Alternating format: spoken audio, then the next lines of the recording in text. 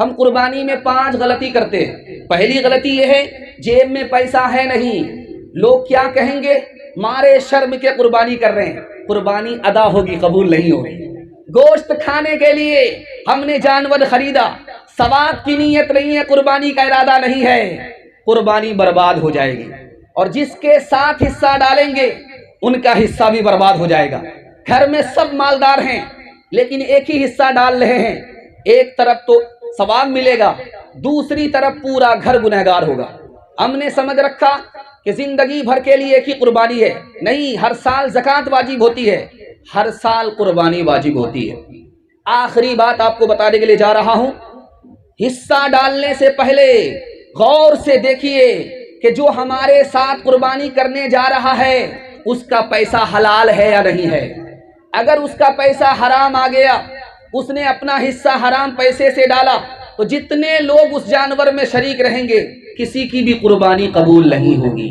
جیسے گلاس ہے، گلاس میں اس بوتل میں پانی بھرا ہوا ہے اور ایک قطرہ اگر اس میں پیشاب کا آ جائے یہ پورا بوتل ناپاک ہو جائے گا۔ اسی طرح پورے جانور میں اگر کسی ایک آدمی کا پیسہ حرام آ گیا کسی کی بھی قربانی قبول نہیں ہوگی۔ ہاتھ اٹھا کر کے وعدہ کیجئے ہر سال قربانی ہوگی، مگر خدا کے لیے جمعہ میں اور رمضان میں قربان ہوں گے۔ ہاتھ اٹھائیے انشاءاللہ۔ یہ دیکھیں، محبت کا جنوں باقی نہیں ہے، محبت کا جنوں باقی نہیں ہے،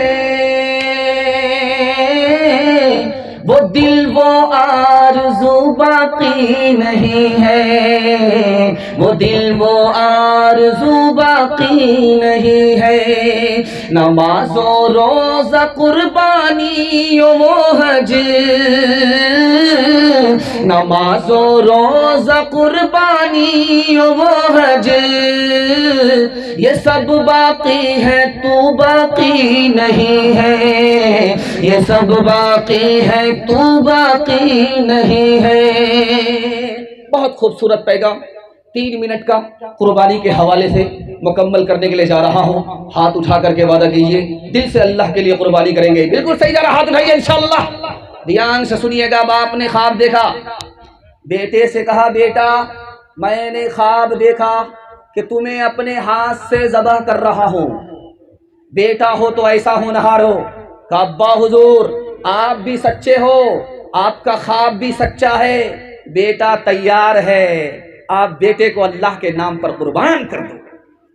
باپ بڑا خوش ہوا کہ ابا حضور لیکن میری 4 فرمائش ہے، مجھے قربان کرنے سے پہلے میرے ہاتھ پاؤں کو باندھ دیجئے گا، اپنی آنکھ پر پٹی باندھ لیجئے گا، چاقو کو بڑھیا سے بہتر طریقے سے تیز کر لیجئے گا، اور میرے چہرے کو آسمان کی طرف نہیں زمین کی طرف کر دیجئے گا تاکہ سجدے کی حالت میں آپ کا بیٹا قربان ہو جائے۔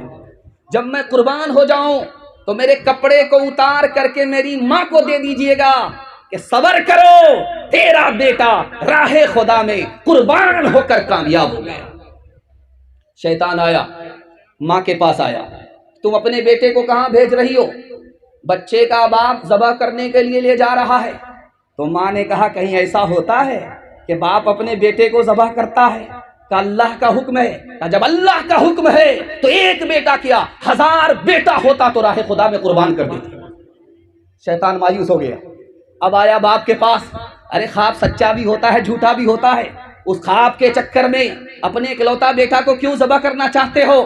تو باپ نے کہا میں کہاں ذبح کر رہا ہوں، اللہ کا جو حکم ملا ہے۔ کہ جب اللہ کا حکم ملا ہے تو میں کون ہوتا ہوں اللہ کے حکم کی مخالفت کرنے والا؟ شیطان وہاں سے بھاگا، بیٹے کے پاس آ کر کے کہتا ہے کہ پتہ ہے کہ تمہارا باپ تم کو کہاں لے جا رہے ہیں؟ کہا کہ اپنی مرضی سے لے جا رہے ہیں یا خدا کی مرضی سے لے جا رہے ہیں؟ تو شیطان بولا خدا کی مرضی سے۔ تو میں کون ہوتا ہوں؟ خدا کی حکم میں ٹانگ اڑانے والا۔ ہر طرف سے شیطان مایوس ہو گیا۔ جب چاقو چلنے لگی گردن پہ تو کاٹ نہیں رہی ہے۔ حضرت ابراہیم نے چاقو کو ہاتھ میں لے کر کے کہا اے چاقو، تمہیں نبی حکم دیتا ہے میرے بچے کی گردن کاٹو، تو چاقو کی طرف سے جواب آیا مجھے خدا حکم دیتا ہے کہ اسماعیل کی گردن کٹ نہیں سکتی۔ ایک بات کو یاد رکھیے، آپ کے دماغ میں ایک بات آئے گا، ایک بات آئے گی، کیا؟ لاکھوں جانور مسلمان ذبح کرتا ہے اور مسلمان غریب ہیں، کیوں نہیں اس جانور کو ذبح نہ کیا جائے، کھڑا جانور غریب کو دے دیا جائے، غریب کی مدد ہو جائے گی۔ لیکن یاد رکھیے، یہ قربانی غریبوں کی مدد کے لیے نہیں ہے، بلکہ محبت کے اظہار کے لیے ہے۔ اگر غریبوں کی مدد ہوتی تو زکوٰۃ اس کے لیے نہیں ہوتی، صدقہ اس کے لیے نہیں ہوتا۔ غریبوں کے لیے زکوٰۃ ہے، صدقہ ہے، قربانی محبت کے اظہار کے لیے ہے۔ انشاءاللہ اللہ سے ہم کو محبت ہے، ہم اپنی جان کے بدلے جانور کی قربانی کریں گے۔ جوش کے ساتھ ہاتھ اٹھائیے انشاءاللہ۔ پیدر بولا کہ بیٹا آج میں نے خواب دیکھا ہے، کتاب زندگی کا ایک نرالا باب دیکھا ہے، یہ دیکھا ہے کہ میں خود آپ تجھ کو ذبح کرتا ہوں، خدا کے نام پر تیرے لہو میں ہاتھ بھرتا ہوں۔ کہا فرزند نے اے باپ اسماعیل صابر ہے، خدا کے حکم پر بندہ پہ تعمیل حاضر ہے، مگر آنکھوں میں اپنی آپ پٹی باندھ لیجئے گا، میرے ہاتھوں میں اور پیروں میں رسی باندھ دیجئے گا، مشیت کا مگر دریائے رحمت جوش میں آیا کہ اسماعیل کا ایک روگٹا کٹنے نہیں پایا۔ یہ طاعت اور قربانی ہوئی منظور یزدانی کہ جنت سے یہ بھیڑا آ گیا ہے بحر قربانی۔ خدا کی مہربانی، میرے 3 منٹ کا پیغام آپ سے وعدہ لینا چاہتا ہوں، مسجد میں جنازے کی نماز ہوگی، ہاتھ اٹھائیے انشاءاللہ۔ میں آپ کو جگہ پکڑا کر کے چھوڑوں گا، جتنا میرے پاس ٹائم ہے آپ کو میں جگہ پکڑا کر کے چھوڑوں گا، اگر آپ ٹھکانے نہیں لگے تو جنازہ پڑھا کر کے جاؤں گا۔ ذرا دھیان سے سنیے گا، جلدی سے نکل جائے گا۔ دال روٹی کھا رہا ہے اور دھڑا دھڑ بسم اللہ بول رہا، الحمدللہ بول رہا، الحمدللہ بول رہا، بغل کا ایک آدمی سن رہا ہے، دال روٹی میں اللہ کا شکر ادا کر رہے ہو؟ اللہ کی عادت بگڑ جائے گی، تم کو روزانہ دال روٹی ہی کھلائے گا۔ میری عادت دیکھو، جب تک مرغا اور مجھے پلاؤ نہیں ملتا میں اللہ کا نام نہیں لیتا۔